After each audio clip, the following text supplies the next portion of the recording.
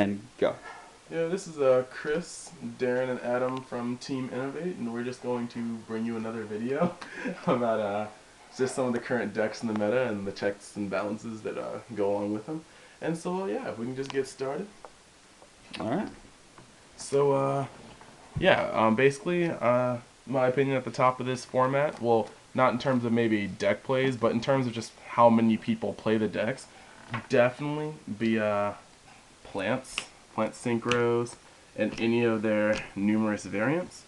And yeah, I mean, I think plants they're just pretty versatile. I don't like them personally because I technically have I have like some of the worst luck with milling. I've milled 2 solemn warnings in a solemn before, and it was terrible with a single Raiga. I've always you tried. are over with milling. So yeah, milling is not my strong point, but I can't ignore that the deck is versatile. Yeah. I mean, you got the Tingus that keep searching each other out.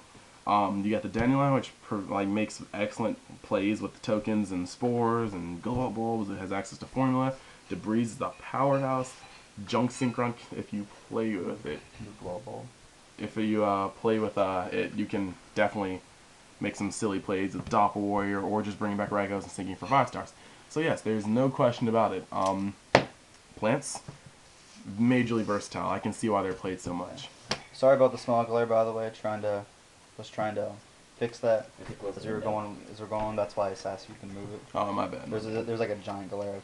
But yeah, coming up, not too far behind, 6Ams. 6Ams they're definitely a powerhouse. Sometimes they can get their really, really bad hands, but honestly, the deck has the biggest potential for like game-stopping opening plays. I mean, sometimes this deck can just get out a field that you just can't hope to get over for the rest of the game.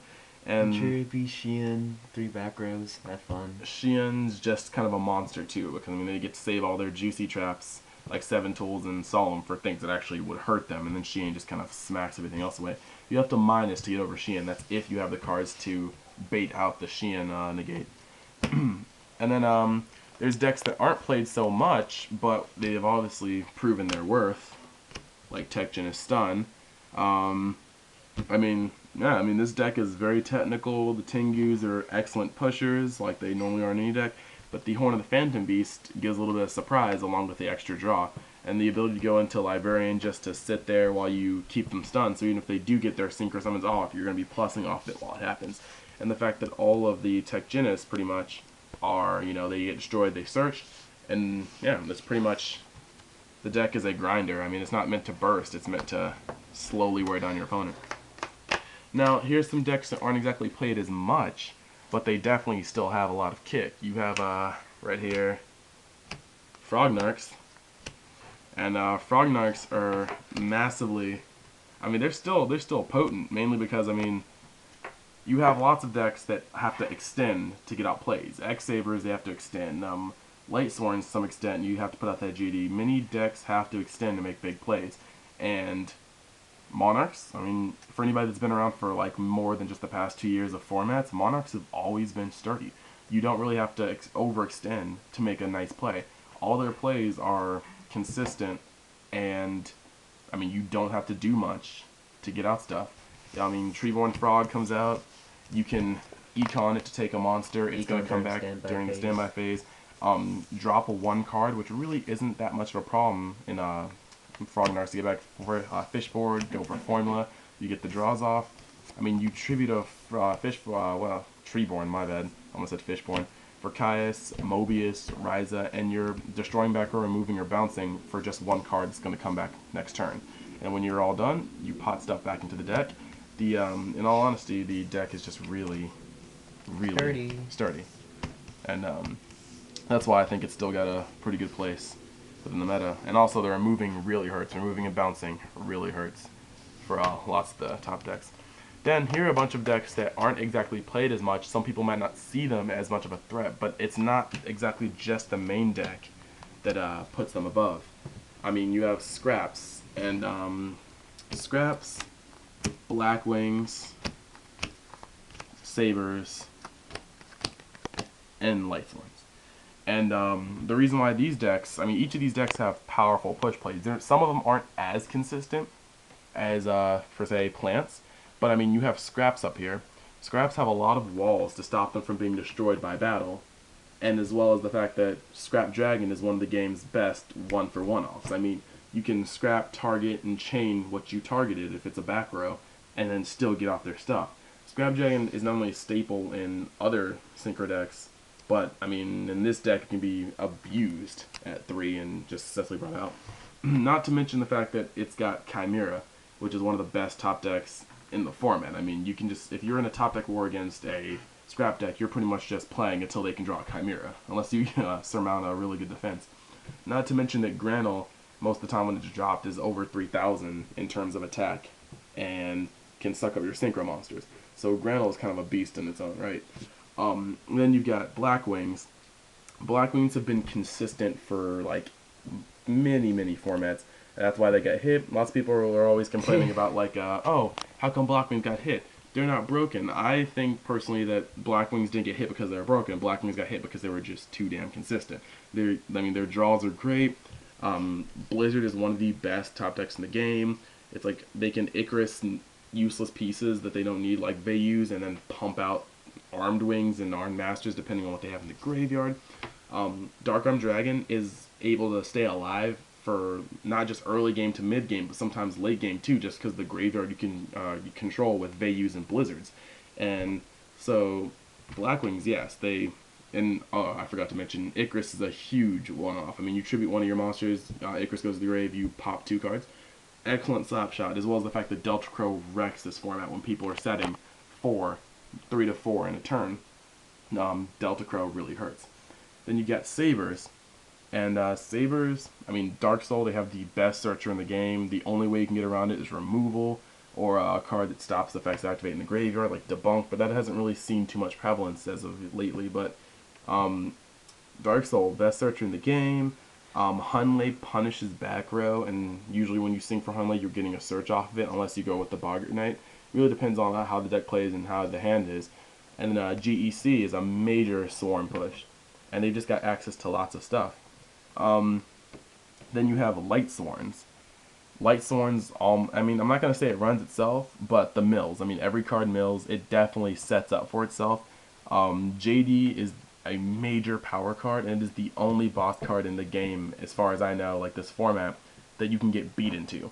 I guess with a Gemini deck, you can get beat into a Miracle Fusion play, but I mean, no other deck's going to get beat into a play that allows them to wipe the entire field like that and still keep a 3,000 beater. So, yeah, Light Sworns, major powerhouse, even if I don't like the deck. Now, these decks, they have strong main deck pushes, but lots of people don't choose them over more prevalent decks like now Tengu Stun and Tengu Plant variants.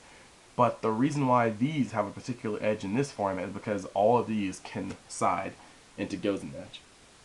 To be fair, I mean, like, it's not like they're going to always top into it or always drawn to it, but when it gets out, just the power these decks can still keep while Gozen Match is on the field is kind of incredible. Gozen Match just kind of wrecks Tengu. I mean, you have the Tengu out or you have whatever out, they just can't. I mean, Lone Fire, Tengu, they have plenty of Dandelion, they have plenty of cards, they're just varying attributes. And so Gozen Match really just screws crap up. And these decks, I mean, Scrap Dragon, or Scraps, they don't really sync for things outside of Scraps to begin with. And so Scraps are literally unharmed by the siding of Gozen Match. Black Wings, they don't get to sync into things like Stardust, but they can still sync into Castor, they can still sync into Armed Wing, and the deck is powerful on its own thanks to Icarus and Delta Crow. Sabers, I mean, not just because it's my deck, but I personally love how Sabers run under Gozen Match because we still have access to Hunley, the backfield clearer, we still have access to Naturia Beast, Naturia Barkion, Gothams, and Scrap Dragon. So I personally love how Sabers operate under Gozen Match. And then Light Sworns don't have to sync to begin with. So they work great under Gozen Match. The only problem is that you have to make sure that when you pop for that JD, you have to make sure you can go for a game or you have another Gozen Match ready. Some of these decks can side into Rivalry of the Warlords, such as Black Wings, and then, like previously in the video, 6 Sams. Rival of the Warlords also kind of, gives it to plant variants up the butt because they don't have types that are the same. They just don't run plants. They run beasts. They run beast warriors. They run plenty of things. And so Rival of the Warlords also kind of puts a thorn in their side. And so any deck that can successfully side into Gozen Match or Rival of the Warlords, or in the case of Blackwings, both, is a deck that has a foothold in this meta, because the top dogs, or the dogs that lots of people are just going to be, running because the cards are easy to get or because they can put it together well, are going to be heavily affected by this. Also, any deck has access to these cards, but DD Crows. In all honesty, geez, I need to stop saying that. I'm trying to catch myself trying to stop saying annoying things lately, but DD Crows are in my opinion, the best side cards in this format. There's not really a deck. I'm not gonna guess so, but there's not really too many decks that can get around DD Crow. They play scraps. They play Scrap Chimera. You DD Crow the target, that play's done. Blackwings, you can control their graveyard with DD Crow, or interrupt Blizzard plays. Dark Soul, or with X Sabers, if you DD Crow a Guidance of Mercy Call target, whole effect fizzles. You can also DD Crow the target of DD Crow the target of Fall Troll. There's plenty of things that you can do. They're just mad silly with it. With Lightsworn, it's a little hard to do. It's a little harder. Some play Plague Spreader. You can try to remove the plague before they can use it, or when they use it, you can try to remove the Necrophage or Necrogarden before they use it, or you can just try to control their number if you're feeling really ballsy for their Lightsworn count. So there's lots of plays DD Crow can do, and even at the top decks, there's so many. I mean, you can remove the Global, the Spore, you can remove the Debris Dragon target. If they try to pot, you can interrupt the pot with a DD Crow. 6 Sams, not so much. I mean, if you have DD Crows in your main and 6 Sams are in play, you're going to be like, well, shoot. No, the worst you can do is stop one of their plays with Double-Edged Sword. Maybe remove the tuner so that the thing hopefully the other one goes to the graveyard and they get life points damage. Protection is stun, you can, possibly hit one of their pots when they go back in. But yeah, that's about it. But yeah, I just hope you guys enjoyed this video about the meta and some of the things I think are, ups and downs with certain decks. And yeah, if you like these kind of videos, just let us know. Rate, comment, subscribe. We need lots of subscribers. And that's all I have to say. I mean, is there anything else anybody else to say? No, you covered everything. They don't rate anymore. They put thumbs up. Give us thumbs ups. Yes, This- the Asian this thumbs guy. ups. This guy right Thumbs here. ups, guys. thumbs Thumbs ups, ups. thumbs ups. That guy right there. And then we got the wheelman. Now the cameraman. He won't show himself. He should show himself. Nah, I think I'll pass. What? Nah, bro. No, Okay, nope, okay. no. All right. So Nope. this is it. Peace out, YouTube. See ya.